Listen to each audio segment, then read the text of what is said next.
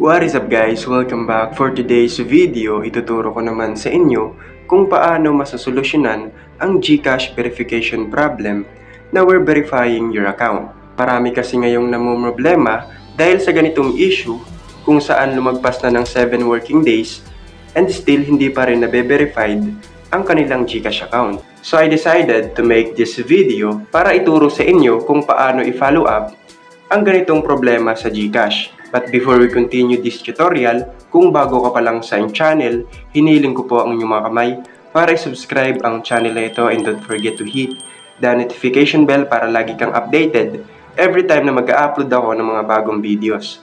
And without further ado, let's get started. And ang una nga lang po natin gagawin dito is pupunta tayo sa Chrome or any browser na available sa inyong mga phone. Then dito sa Chrome, search lang natin yung GCash Help Center. Then go natin yan.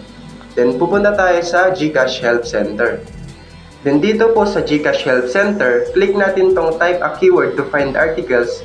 Then dito, isi-search nga po natin dito yung unable to verify your account. Then search lang natin yan. Then pupunta tayo dito sa unable to verify your account. Then scroll down lang natin hanggang mahanap natin tong click here to follow up. Click natin yan. Then dito, may form nga po tayong kailangang fill upan or magsasubmit po tayo ng ticket kay GCash. Dito, ilalagay po natin yung registered email address, GCash registered full name, and select the country where you registered your GCash account or yung Philippines lang yan. Then pati yung mobile number. So fill upan muna natin to. Your email address na registered sa GCash account mo. Then yung registered full name mo. Then yung mobile number mo sa GCash.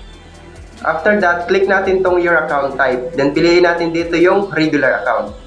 Then dito naman sa ID submitted for verification, click natin yan. Then piliin natin dito kung anong ID yung sinabit natin kay GCash for the verification of your account.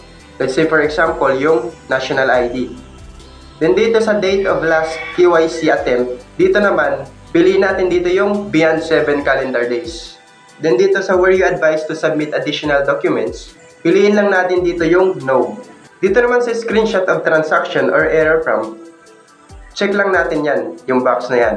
Then dito sa kindly provide all the details that will help us assist you with your concern, pwede nating ilagay dito yung ganito. Hi GCash, I just want to follow up my application for the verification of my GCash account because it is beyond 7 working days and it's still not verified. Then please help me to fix it. Thank you. So yan, pwede nyong i-copy yan. Then after that, dito sa attachments, dito naman natin i-drop yung screenshot ng error, which is yung screen nga na may nakalagay na we're verifying your account. Then after nga po nating ma-add yung file na yon, click lang natin tong submit. Then after nating ma-submit, monitor natin yung Gmail natin dahil doon po magre-response si GCash about sa status ng ating concern. And tutulungan po tayo ni GCash para ma-verify na yung GCash account natin and para ma-approve ng mabilis yung verification ng ating account. And hanggang dito na lang po ang video na ito. Sana nakatulong. Have a nice day. Thank you and goodbye. Peace out.